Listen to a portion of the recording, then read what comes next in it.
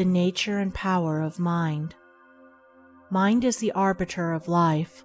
It is the creator and shaper of conditions, and the recipient of its own results. It contains within itself both the power to create illusion and to perceive reality. Mind is the infallible weaver of destiny. Thought is the thread. Good and evil deeds are the warp and woof, or foundation, and the web, woven upon the loom of life, is character. Mind clothes itself in garments of its own making.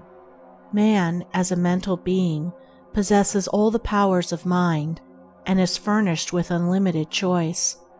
He learns by experience, and he can accelerate or retard his experience. He is not arbitrarily bound at any point, but he has bound himself at many points, and having bound himself, he can, when he chooses, liberate himself. He can become bestial or pure, ignorant or noble, foolish or wise, just as he chooses. He can, by reoccurring practice, form habits, and he can, by renewed effort, break them off. He can surround himself with illusions until truth is completely lost, and he can destroy each of those illusions until truth is entirely recovered. His possibilities are endless. His freedom is complete. It is the nature of the mind to create its own conditions, and it chooses the states in which it shall dwell. It also has the power to alter any condition, to abandon any state. That it is continually doing, as it gathers knowledge of state after state by repeated choice and exhaustive experience. Inward processes of thought make up the sum of character in life. Man can modify and alter these processes by bringing will and effort to bear upon them. The bonds of habit, impotence, and sin are self-made and can only be destroyed by oneself. They exist nowhere but in one's mind, and although they are directly related to outward things, they have no real existence in those things. The outer is molded and animated by the inner, and never the inner by the outer. Temptation does not arise in the outer object, but in the lust of the mind for that object. Nor do sorrow and suffering belong by nature to the external things and happenings of life, but in an undisciplined attitude of mind toward those things and happenings.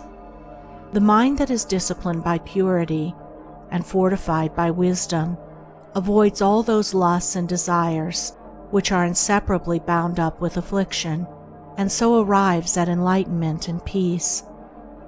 To condemn others as evil, and to curse at outside conditions as the source of evil, increases and does not lessen the world's suffering and unrest.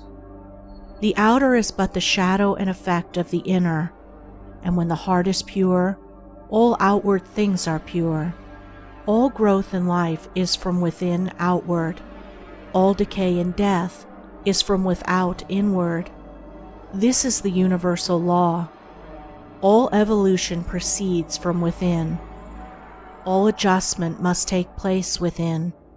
He who ceases to strive against others and employs his powers in transformation, regeneration, and development of his own mind conserves his energies and preserves himself. And as he succeeds in harmonizing his own mind, he leads others by consideration and charity into a like blessed state.